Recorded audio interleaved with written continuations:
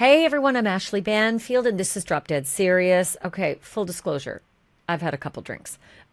It's my son's birthday, and we went out for dinner, and then I realized I have a big podcast to do. So I am going to try not to screw up. But I did find out some really interesting stuff today. Yes, I was working on my kid's birthday, which everybody should do. But I learned something like that kind of threw me back on my heels a little bit in this investigation of Lynette Hooker, who's missing in the Bahamas. And so much has been riding on what's going on with the dinghy in the Bahamas. The Royal Bahamian Police kept the dinghy, right? The Americans have Soulmate, the 46-foot sloop, thank God. And all the electronics and the delicious forensic shite that is on board. Soulmate. And the Coast Guard Investigative Service agents are processing that. Little side note here, I have learned that it is done. The processing of Soulmate, the forensic work, all the stuff you saw us videotaping the agents walking on and off and carrying all these things and putting it into evidence bags and crime scene tape going up around the boat. But it's done. They reserve the right to return and do follow-ups, of course, as any crime scene, that happens. But the big, heavy lifting on board Soulmate is done. So that's interesting. So my assumption is that they're going to bring it out of the water at some point. That's my guess. Because this is evidence. This is a big effing chunk of evidence. The boat. And, if you've ever owned a boat, especially in salt water, it is a pain in the ass. There's so much work you got to do. Salt is nasty, and so it requires work to keep a boat, in good condition. And so a wise decision would be haul that mother out of the ocean and get it up on dry dock. So that's what I'm looking for. I think that would be a wise thing to happen next, because who knows how long it's going to be impounded, shall we say, Brian. You loser. You thought you were going to get your boat back. So you hired those, delivery captains, and oh no, 40, miles off the shore of Florida. Interdiction. Coast Guard got it. Towed it back in. We got the exclusive video. Episodes past, here's a little picture of it, but it was like a delicious image to watch. Soulmate being hauled in by the Coast Guard, and then shortly thereafter being wound up in crime scene tape and being boarded and disembarked by, the investigators from the Coast Guard Investigative Service. Please remember, it's not the FBI. The FBI is not on this case. It is the Coast Guard Investigative Service, CGIS. CGIS, C-G-I-S. And they're badass, and they're doing a great job, and I cannot wait to see the resolution on this. To that point, Royal Bahamian Police have the dinghy, but I have learned, because I have sources up the yin-yang now, having been in the Bahamas and getting my tentacles all out in there, I have learned from my sources that the engine that is on the back of Soulmate that is impounded with the Royal Bahamian Police Force is in fact the NT300. Here's what's important when it comes to the engine. A couple years back, Lynette and Brian took a lightning strike, and it really decimated a lot of the systems on the boat, so they had to replace a ton of stuff, a lot of their electronics, and they also needed to replace their electric engine on the dinghy. And Lynette texted her dear friends, Blaine and Marnie Stevenson, that they were getting the NT300, this electric motor, and it has Bluetooth. Lynette was very excited about that text, because Bluetooth means you're going to get that telemetric data on your phone from your electric engine when you're running low on a charge. It's kind of nice just to know, right? Especially when you're having a couple drinks. Well, come and join us at the so-and-so. Well, I may not have enough power to get there. Love that. Love the fact that it could help in the investigation, but big but like mine. The frustrating piece on the NT300, manufacturer says that it does not retain the telemetrics on the engine itself. The telemetrics are retained on the batteries. So I say plural because you can't put two on a boat. Okay, one battery per usage, right? But once it's run out, always smart to have a charged extra. And then you swap-a-roo, charge the empty while you're running the full. or maybe even a few extra batteries, right? So those are easy to dispose of. All the telemetrics on a battery that could be disposed of, wherever that dinghy actually went on the night of April 4th, April 5th, because I do not believe for a hot minute Brian Hooker's bullshit story that Lynette bounced off the back and I'm a former Marine and I just couldn't get her because the seas were angry, my friend. 2 to 4 foot seas, bullshit. And you know why I say bullshit so angrily? Because I have the proof that you're lying. You want to see a picture? Here is a photograph of Soulmate in Aunt Pat's Bay at 7:41 p.m. This is exactly the time that Brian says the sea was angry, my friend, and I couldn't get to my wife. The raging sea, the 2 to 4 foot waves, and her head was disappearing in between, and I couldn't hear, and the wind was blowing, and we got separated, and I only had one oar, and I'm a Marine. Liar, liar, pants on fucking fire. Because that is the picture at 7:41 p.m. So now what's your story, Brian Hooker? Why couldn't you get your wife? How did she actually bounce off when there were no waves? And how, as a strong Marine, could you not use that one oar because you lost the other to get to her? Or maybe just jump out because it's so shallow where you were.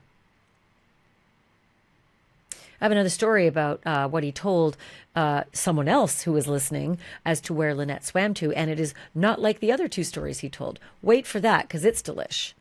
Yet again, fucking liar. Brian Hooker, tick tock. I want to tell you a few things before I get into the NT300 a little bit more and why that was important, because there's another engine called a torpedo. I'll get into it in a minute. Quick reminder, do me a solid if you would. If you're watching and you haven't already subscribed, doink, can you hit the subscribe button? It is free, it's cheap, it's super fun. Very, very, very satisfying. And it's super nice. It really helps us to keep this podcast going. Also would love it if you'd hit the like and join our membership. It's really nice to hear from you. I'm about to do a big road trip, so I may do a Q&A with you while I'm on the road. It'd be kind of fun. Anyway, just does us a solid if you do those things. A couple other stories I want to tell you about that are circulating out there. I don't know if they're going to hit the press or not, but I'm going to tell you right now, the 2 things that I heard today, CBS is trying to run down these 2 stories, and they are not true. Number 1, that there is a sealed indictment. Not true. I've got my sources. I cleared that up as clear as day. There is not a sealed indictment. So the other story that was percolating was that Brian has disappeared. Also not true. Brian is an elusive little fuck, and he has made his way between Sacramento, where his sister lives. Again, can't wait to hear from her in all of this, because she's sure been helping him out. Flew to the Bahamas, helped him get his emergency passport and get the F out of there, and then come to my house, Brian. And also, oh, my sick mom, I got to visit my sick mom. Yeah. So he's done some Sacramento time, but he also showed up in Michigan, and my spies said they saw him there.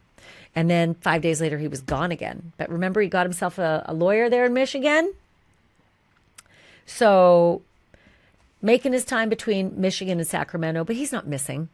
Not yet anyway, but is he going to do a Roman Polanski? Yeah, I believe so. Because I think that this guy would be happy barefoot on a beach in Vietnam at a country that doesn't have an extradition treaty with us. Yeah. And I think that he'd row himself off the U.S. shores in order to, elude American authorities. But you wait, you watch. TikTok, Brian. TikTok. If you're so innocent, you should just turn yourself in if you're going to be indicted at some point, and then tell your magical stories to a jury. And see how that works out. Because, they're completely unreasonable. But you do you, bro. You get yourself that Michigan lawyer and see if you can make them sound reasonable. Again, Brian's not charged with anything yet. Brian is innocent until proven guilty. He is not charged with anything. But his stories blow. I also want to tell you that if you're wondering why isn't he charged, based on just the podcasts alone that I've been telling you, federal charges are different. The federal system is different. If this were a state case, I think Brian would have been locked up 3 weeks ago, maybe 4. We're coming into week 6, right? We are in week 6. And if this were a state case, I do believe that he'd have been locked up with probable cause weeks ago. But the feds do things differently. And when they charge people, they've got 90% of their case done. Then they're kind of ready to go to trial, like within months, not within years. So if you're wondering, well, why is this taking so long? Coast Guard is a federal agency, and this is a federal criminal investigation. So it could take some time. But when I say TikTok motherfucker, I mean it, because the success rate of the feds when they prosecute, Diddy aside, is high. It is well over 90%. I think even upwards of 95% conviction rates. So they get their eggs in the basket early, and the state will arrest and then jail and hopefully keep people without bail if they're flight risks, and then continue to investigate, get their cases all set up, and then go to trial. But you have a right to speedy trial. So the state has to be a little bit careful of that too. But when they get enough, it's a bit of a chess game at that point between whether the defense thinks you got enough to get me now and I'll invoke my speedy trial, right? Or, oh, damn, they got a lot on me. I got to use my, lengthy trial rights as well and build my defense case. I don't know what Brian is thinking at this point, but that Michigan lawyer is a good one. So back to a couple things here. Those stories are not true. Brian is not missing. And Brian, there is no sealed indictment against Brian Hooker at this point. That's not to say there ain't going to be. But right now, no. And as for the engines, those 2 different engines, when they took the lightning strike, they got the brand new NT300, but they had a torpedo. And most live aboard sailors, people who are cruisers, they live on their boats, and the Hookers have been on there for 4 years. Most of them keep their stuff. Like, they just keep extra gear, and an extra engine is really smart for a dinghy because that is your lifeboat. It is also your lifeline, because sailboats have long, deep hulls, and you can't get into shore always. And a lot of cruisers don't want to tie up to a dock. They want to brag about having not tied up to a dock for years. And the Hookers, I believe, did that. But you need that dinghy to be operational at all times. It's almost like having a car, but more.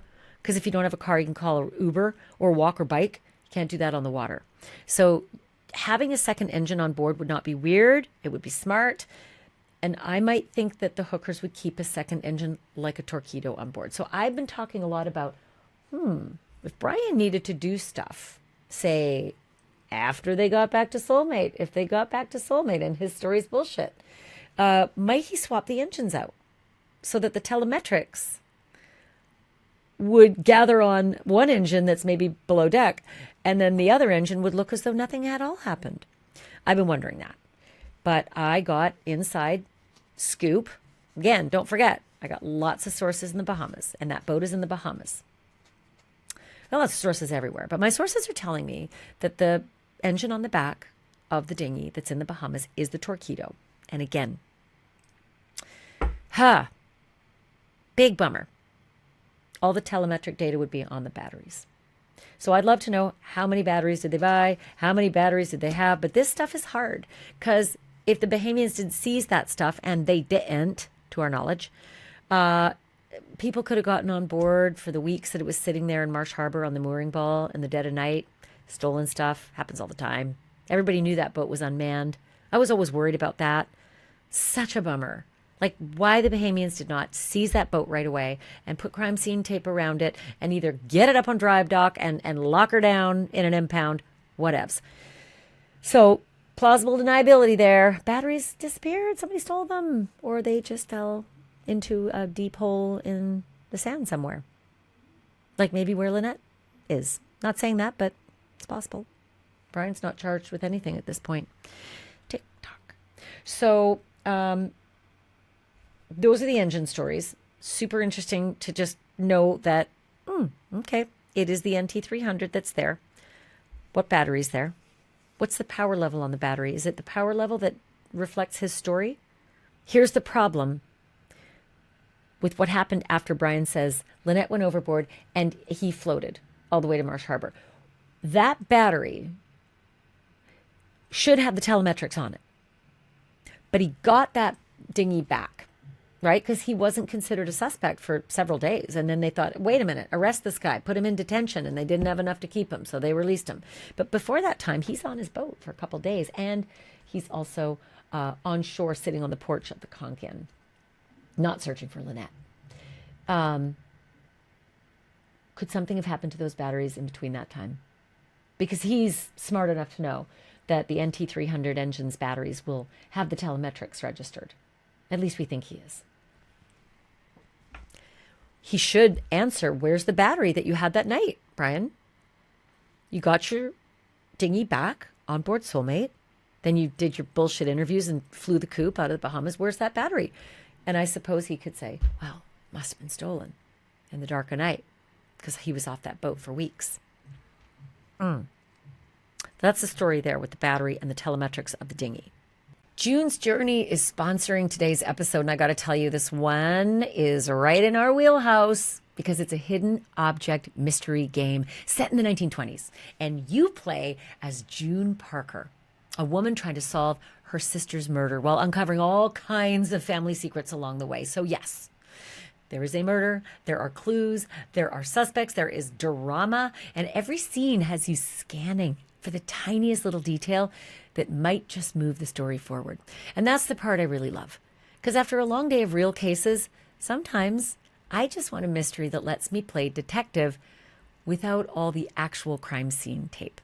June's Journey is free to download on iOS and Android and your PC, and it is super easy. You just download it right from the link in the description, or you can scan the QR code on your screen. Again, click the link below or scan the QR code and start playing June's Journey today. And about Brian's bullshit story, I think I've told you two different versions of what Brian has told Search and Rescue and Blaine Stevenson on a recorded phone call. He told one version where, oh no, Lynette went off the back and I couldn't reach her. And last I saw her in the 2 to 4 foot seas, she's swimming towards Soulmate, which is 1,000 yards away. There's one version. The other version he told was, she went off the back and the waves were big and I threw out the floaty and the last I saw, she's swimming to Hopetown. That's what he told the boatyard security guy when he washed up on Marsh Harbor. Yeah, the security agent said, Brian told him that the wife went in the water. The lady went in the water, and last he saw, she's swimming towards Hopetown, which is north. And the boat, 1,000 yards away, is south. So which way she's swimming, Brian? Is she swimming towards your boat to the south, or is she swimming towards Hopetown to the north? Because you've told those two stories. There's a third story. And he told that third story to Kathy Shepard. Kathy Shepard is Lynette's stepmother. She's married to Lynette's dad. And Kathy told me that when Brian called with his bullshit story that he repeated to everybody, it had a little variation in there. And wouldn't you know it, this is what Kathy tells me. He told us in the initial call that Lynette was missing. This was Easter Sunday about 6 p.m. Wow. Took you a long time to let them know, like 24 hours after it all happened. But okay. He said that after she fell in, they were separated pretty quickly. He threw a seat cushion towards her, but because it was getting dark, he didn't know if she got it. Well, it would have to be around 8 o'clock at night by that point. And Brian, you just left Abaco in at 7:30, and it's only about 10 minutes to the spot where she fell out. So it'd be around 7:40. So it's dead calm at 7:41, and it's bright. You could see anything. Where's that other 20 minutes where you can't see her because it's dark? I keep going here. He didn't know if she got it. The last he saw her, she was swimming towards shore. Swimming towards shore. Well, that is entirely different than swimming 1,000 yards to the sailboat, swimming towards Hopetown, or swimming to shore. That's a pretty traumatic experience if you're losing your wife. And you got 3 different versions of where she was swimming. And not one of those three versions is close to the other. That away, and that away. I don't know that a jury is going to find that reasonable. If a jury ever hears it, he's not charged with anything. One thing I'm really hoping for is that there is a FLIR camera that we have spotted on the mast of Soulmate. This is what it looks like.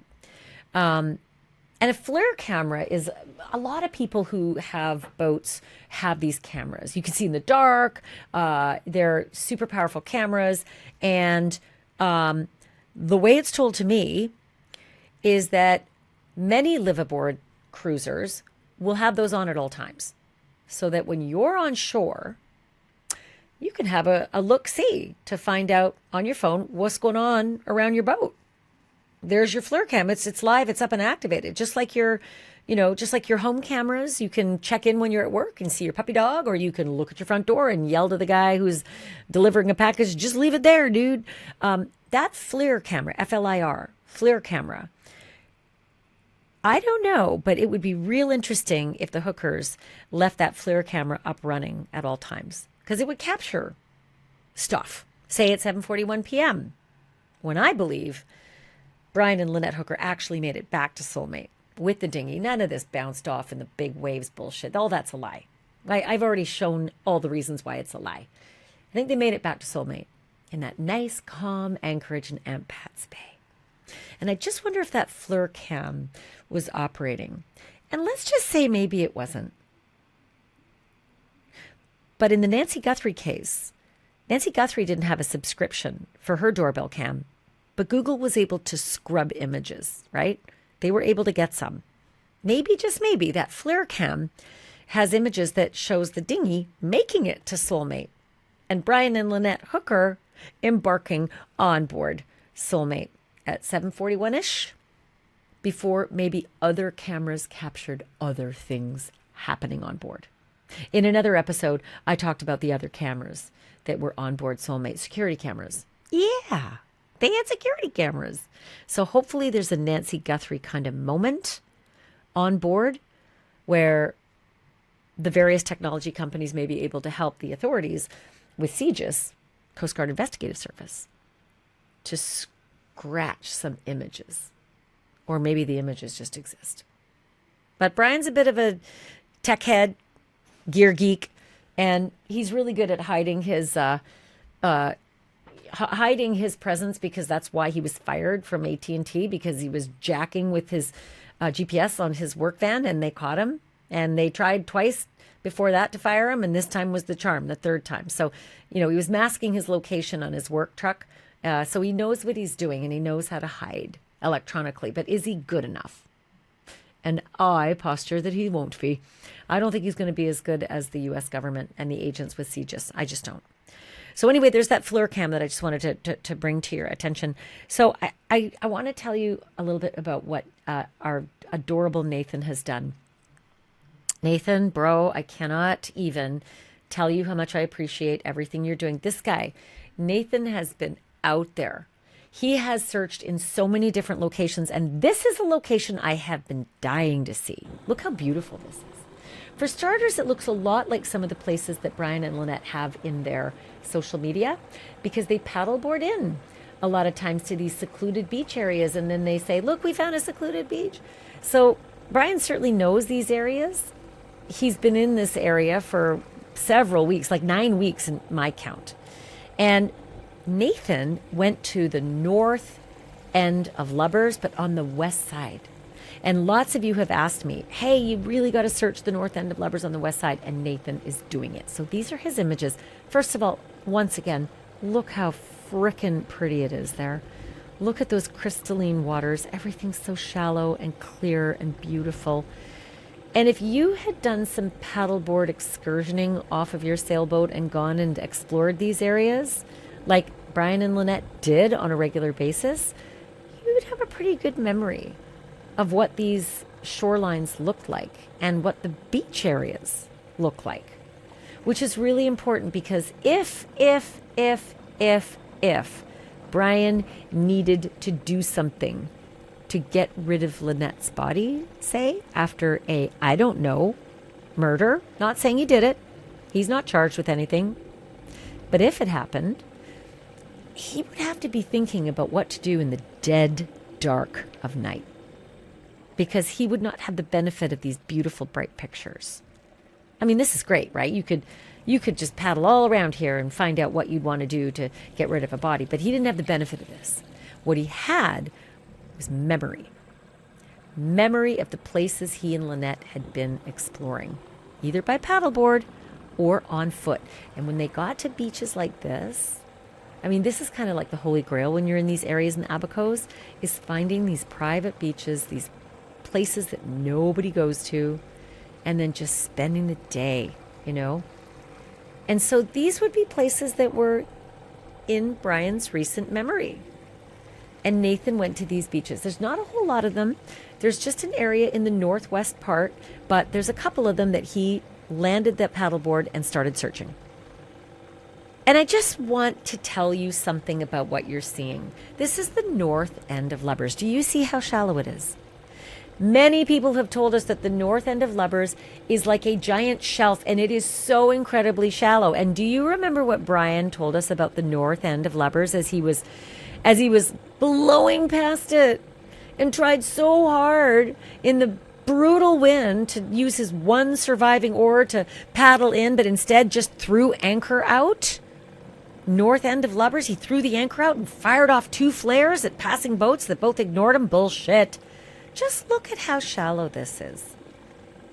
Look how shallow. Really, Brian? You couldn't figure out a way to get into land? Look how shallow. You don't need to throw your anchor out on this. You could actually step out. So I just wanted to show you again. We were a little bit west of where Brian said he was at the north end of Lubbers. Like, he's coming from the east side of it and he's blowing past it. But everyone's told me that the north end of Lubbers, east all the way to west, is super shallow. It's just a couple feet deep. So this whole, I threw my anchor down and blew off flares. Fuck you. Step out of the boat, former ex-Marine.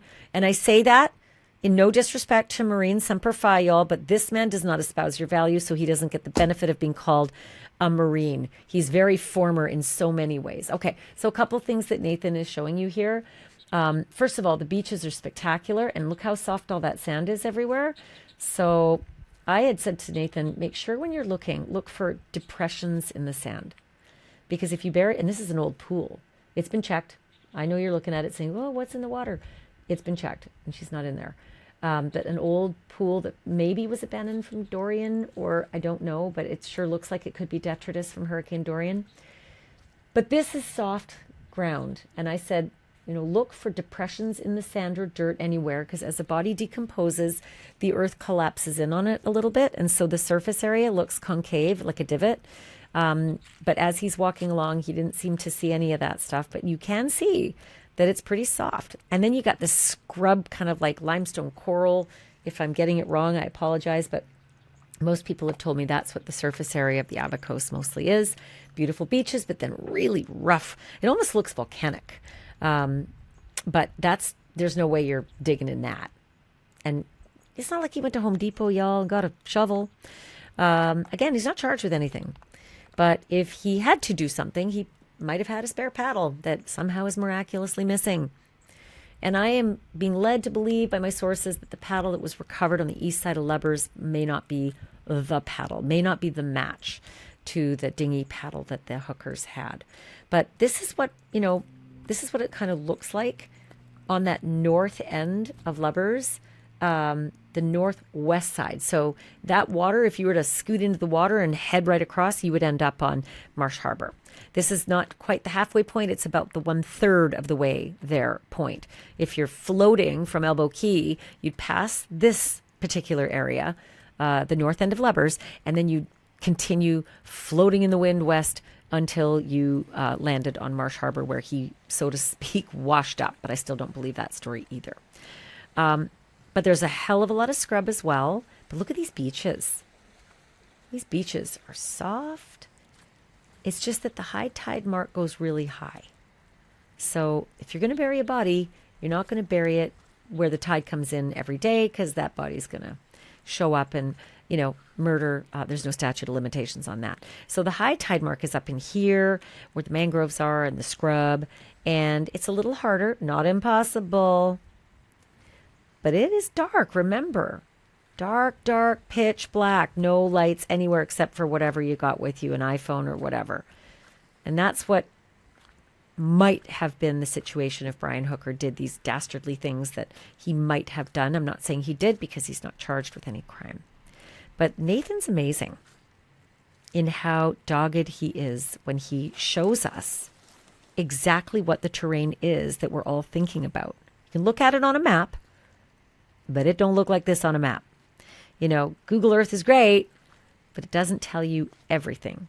Like, a lot of people have said, if you dig down in some of these areas, you might get 2 feet and then you are hitting limestone or coral, but you're hitting rock. And it's really, really hard to get beyond that.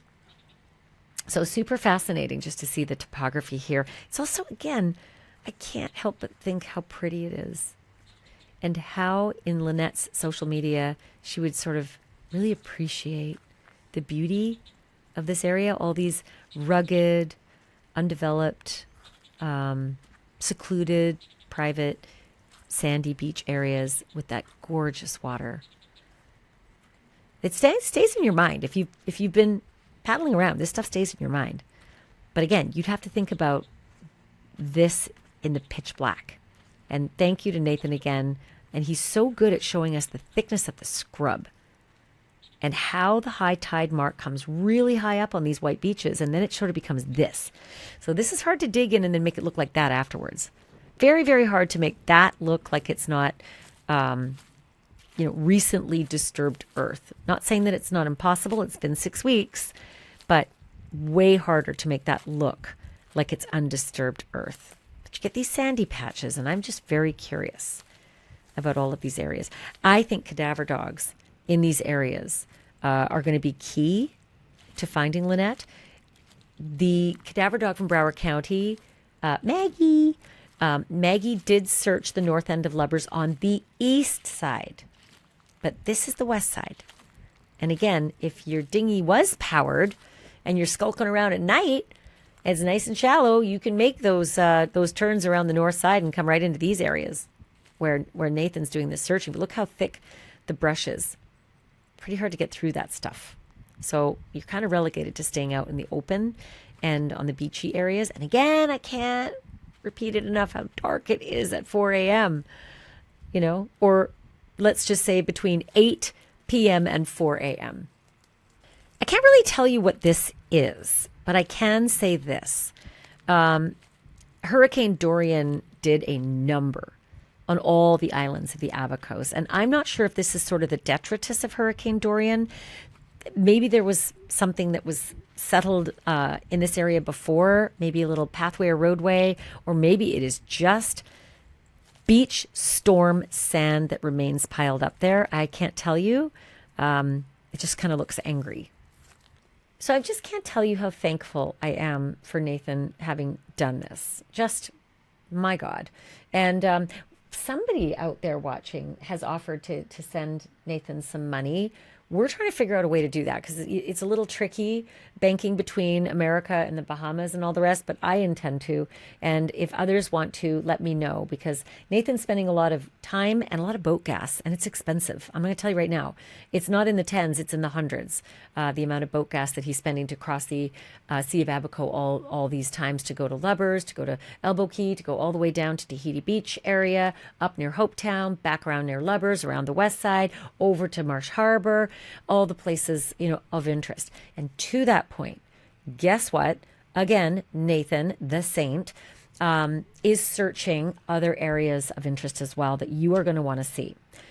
Couple things. Over on Elbow Key, not far from where Brian and Lynette's Soulmate was anchored, there is this beautiful Tahiti Beach where they spent the afternoon. I've got that stuck in my head because it's top of mind for Brian Hooker. It's where he just was. And he would know it in the dark. You could beach your boat up on Tahiti Beach in the darkness. Nobody would see you. And you could drag a body up into the Coconut Grove area And you could bury a body. It's a little tricky. It's pretty overgrown, but Nathan is going to show you what it looks like. You could also get that body around the Atlantic side of Tahiti Beach, where not many people go, and maybe dig and bury a body there. So God bless Nathan. He's going to actually take us around and show us those areas.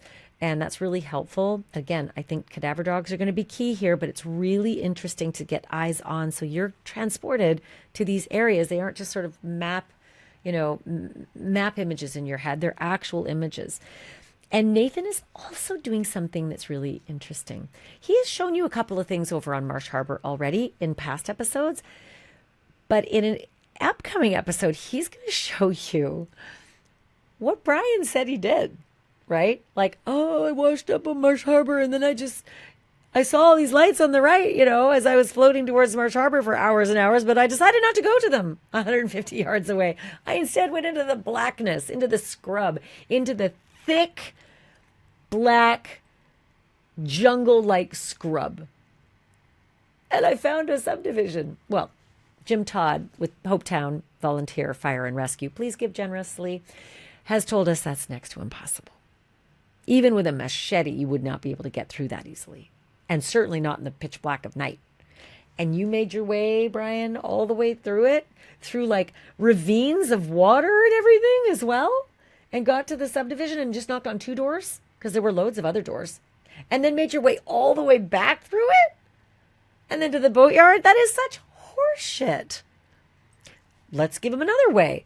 So you went through all the scrub, got to the subdivision, knocked on 2 doors, nobody answered, didn't bother knocking on any others, decided to walk the roadways now for like miles to get to the boatyard? Again, horseshit. And some car just at 4 a.m. just stopped, looked at you and took off? Just like the 2 boats that decided to ignore you after you fired off 2 flares? You are so full of shit. People in the Bahamas and boaters in general don't do that. Like, boat in distress is stop what you're doing. Don't go to jury duty. You got to help this guy. I mean, it is like that. That's the code. And folks in the Bahamas and Marsh Harbor, I couldn't believe how nice everyone was. Can I help you with your bag off the water taxi? Can I do this for you? I mean, they're really, really nice. They're not going to look at you in the middle of the darkness and say, nah, I'll leave you abandoned on this roadway. But apparently Brian thinks we're going to believe that. So in the upcoming episodes, you're going to see Nathan's amazeballs work. And you're going to be teleported to these areas to see for yourself Brian's adorable stories and the potential places where Lynette Hooker actually might be. Because, my friends, she is not in the Sea of Abaco. His story's horseshit. Everybody with expertise in that area, the locals, the rescuers, all the folks who know, the marine experts, say, if Brian's story were true, and it ain't, we'd have found her. Or even particle of her, if a shark had been an issue. We'd have found something, because it's like a giant bathtub. And we'd have found something. And no one's found anything. And the dry bag, sharks won't eat that. Where's that? That would have popped up too. Nice and buoyant, on the shore, bright green. That hasn't shown up either. So TikTok, Brian Hooker, TikTok. Everybody watching, me and the agents from CGIS, we are on your ass. And we're not going to get off it till we get to the bottom of the bullshit that you have been feeding us. And we get the facts. And we're getting them. Thank you, everyone, so much for listening and watching. Don't forget, check in with us. If you have information, please send it to us. We are easy to find. dropdeadseriousinfo@gmail.com. dropdeadseriousinfo@gmail.com. We love hearing from you. Your tips have been amazing. Keep them coming. Videos, photos, stories, information, anything you know about this story, whether it's America or Bahamas side, reach out to us and let us know. You can stay anonymous as well. In the meantime, thank you again for watching. Don't forget to subscribe. Truth isn't just serious. It's drop dead serious.